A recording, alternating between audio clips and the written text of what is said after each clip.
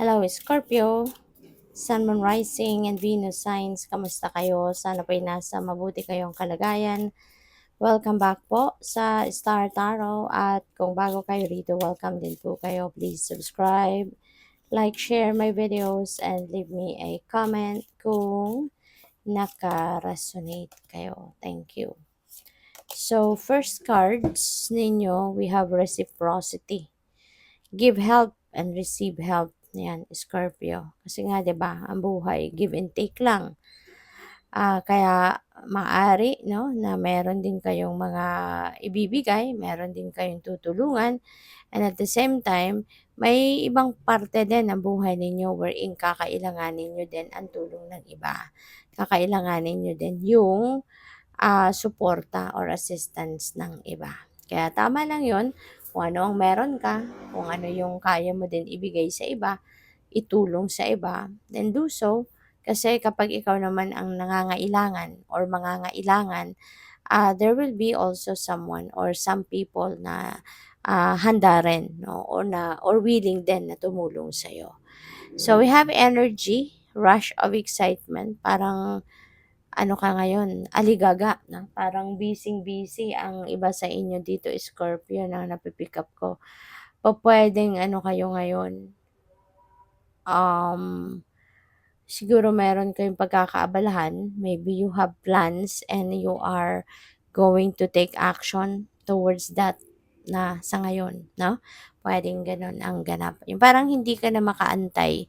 Parang I'm seeing the opportunity now that I can't wait, diba, for this to happen. Parang ganun. So we have zoom in. The answer is there if you look closer. Ayan. So minsan kasi, 'di ba?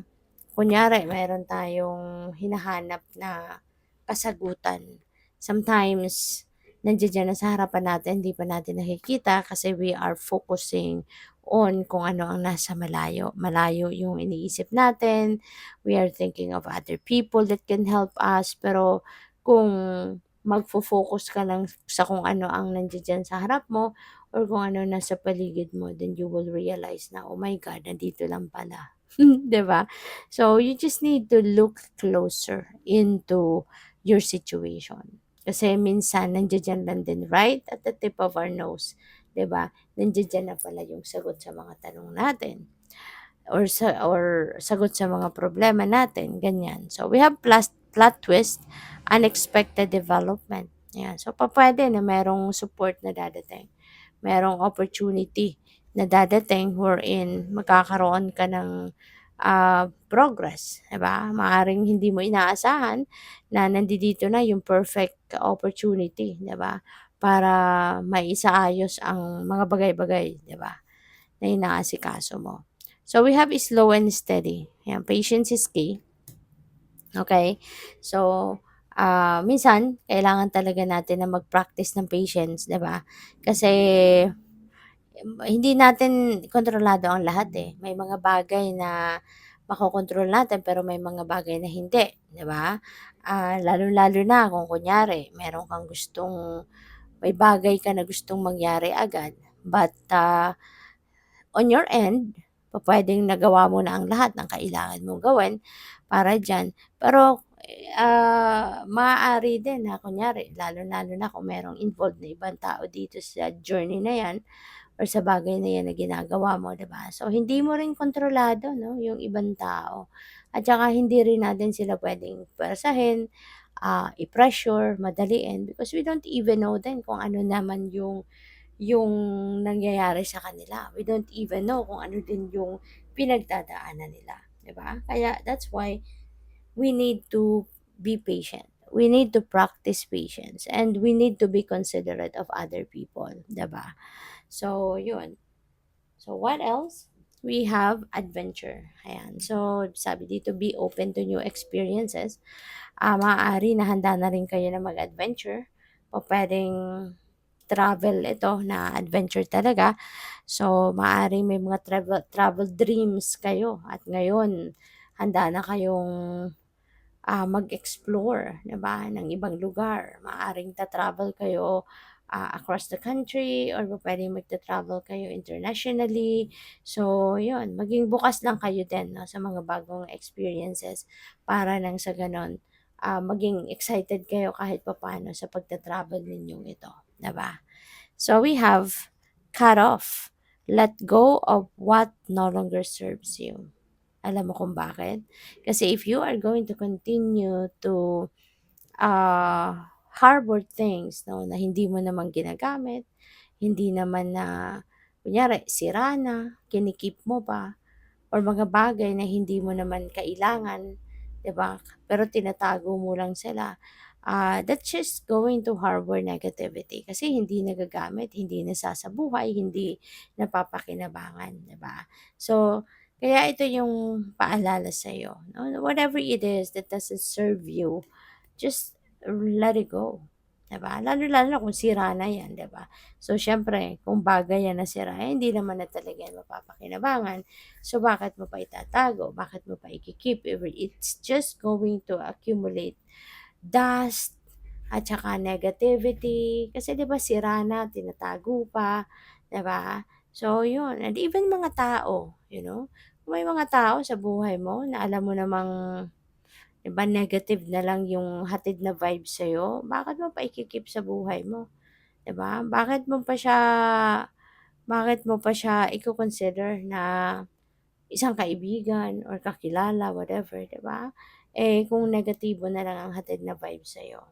So, you don't deserve those kind of people, you don't deserve those kind of energy, 'di ba? Kaya i-release mo na lang. So, we have alignment. Ayan. So, this is good, no, na energy. Kasi po pwedeng sa ngayon you are in sync with the divine. Baka yung mga iniisip mong gawin or yung mga ginagawa mo talaga sa ngayon, maaaring naka-align yan doon sa kung ano gusto ng divine para sa'yo. O kaya naka-align doon sa purpose mo, sa mga dreams mo, yung gano'n. Kaya anything is possible. When you are aligned, 'di ba, with the universe, and when you are aligned with your purpose, with your plans, 'di ba, mas mapapansin mo na ang bilis matapos, ang bilis mong mapagtagumpayan ang ginagawa mo, yung mga gano'n ba.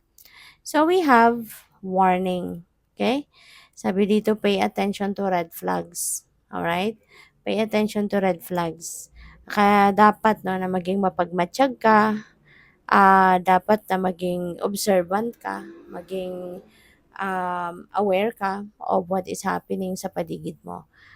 Kung kunyari meron kang mga business deals or meron kang mga important conversations with other people, pansinin mo din 'yun 'no, pay attention sa pakikipag-usap mo. Huwag kang basta-basta magse-share ng mga impormasyon, na kung ano lang kailangan 'yun lang sabihin mo, do not provide them with extra information. Or might as well, 'di ba? Kung sa tingin ninyo red flag yung taong yun mismo, eh, wag ka nang mag-engage, sa conversation ninyo. There are so many, alibis na puwede mong gamitin para lang na makaiwas ka, 'di ba, sa taong yun. So, we have temptation, ayan, alluring thoughts and actions.